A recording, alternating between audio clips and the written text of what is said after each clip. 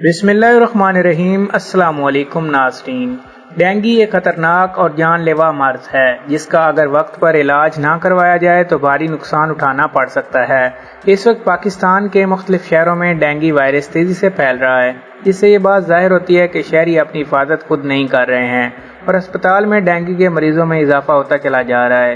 وہیں ڈینگی کے بخار کا علاج پپیتے کے پتوں کا عرق بطور تجویز پیش کیا جاتا ہے کہ اس کا عرق ڈینگی وائرس میں مبتلا افراد کے لیے بہت مفید ہوتا ہے، لیکن طبی ماہرین نے پپیتے کے پتوں کا عرق مریضوں کے لیے انتہائی خطرناک اور جان لیوا قرار دے دیا ہے۔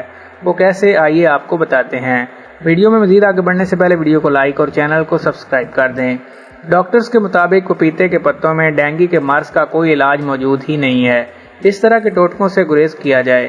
رپورٹ کے مطابق ماہرین کا کہنا ہے کہ پپیتے کے پتوں کے عرق سے پلیٹلیٹس کی تعداد میں اضافے کا کوئی سائنسی ثبوت نہیں ملتا، بلکہ اس سے سخت ڈائریا کا خدشہ لاحق ہو سکتا ہے، جو زیادہ سیریس حالت کے مریضوں کے لیے خطرناک ثابت ہو سکتا ہے۔ سابق معاون خصوصی برائے صحت ڈاکٹر فیصل سلطان کے مطابق پپیتے کے پتوں کے رس کا ڈینگی بخار کے علاج میں کوئی کردار نہیں۔ طبی ماہرین اس حوالے سے یہی کہتے دکھائی دے رہے ہیں کہ ڈینگی کی بیماری پرانی ہو چکی ہے اور اب ڈاکٹرز کے پاس اس کا جدید طرز کا علاج موجود ہے۔ اس طرح کے اپنے بنائے گئے ٹوٹکوں سے گریز کیا جائے تاکہ کسی کی جان خطرے میں پڑنے سے بچ جائے۔ تو دوستو، یہ تھی ہماری آج کی مختصر سی ویڈیو۔ اگر ویڈیو پسند آئے تو ویڈیو کو لائک اور چینل کو سبسکرائب کر دیں۔